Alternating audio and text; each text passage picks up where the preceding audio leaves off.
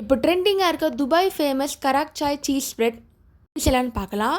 அதுக்கு பால் எடுத்துக்கோங்க, டீ காய்ச்சி வச்சுக்கோங்க, டீ நல்லா கொதிக்கட்டும். நெக்ஸ்ட் நம்ம க்ரீம் சீஸ் எடுத்துக்க போகிறோம்.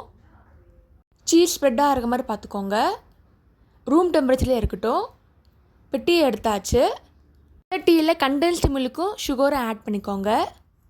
நெக்ஸ்ட்டு ப்ரெட் எடுத்துக்கோங்க. இப்போ சீஸ் ஸ்ப்ரெட் பண்ணிக்கலாம். நல்லா ஈவனாக ஸ்ப்ரெட் பண்ணிக்கோங்க. ஃபுல்லாக கவர் ஆகட்டும். இந்த மாதிரி வரும். நெக்ஸ்ட்டு இன்னொரு ப்ரெட் வச்சுக்கோங்க. ஃபைனலாக டீ ஊற்ற வேண்டியதான். ஃபுல்லாக கவர் ஆகட்டும். பால் நல்லா திக்காக இருக்கணுங்க, அப்போ தான் க்ரீமி ஃப்ளேவரோடு இருக்கும். இப்போ டேஸ்ட் பண்ணலாம். ப்ரெட்டு கார்னரை கட் பண்ணி எடுத்துக்கோங்க, இல்லைன்னா இந்த மாதிரி தான் வரும். ஒரு டேஸ்டியான Dubai famous karak Sai ready ஆகிடுச்சு. நீங்களும் ட்ரை பண்ணி பார்த்துட்டு எப்படி இருக்குன்னு சொல்லுங்கள். தேங்க்ஸ் ஃபார் வாட்சிங். இன்னும் ஸ்பெஷல் செம்மையான ஆஃபர் போய்ட்டு இருக்கு. ஸ்க்ரீனில் தெரிய கூப்பன் கோடு போட்டு என்ஜாய் பண்ணுங்கள்.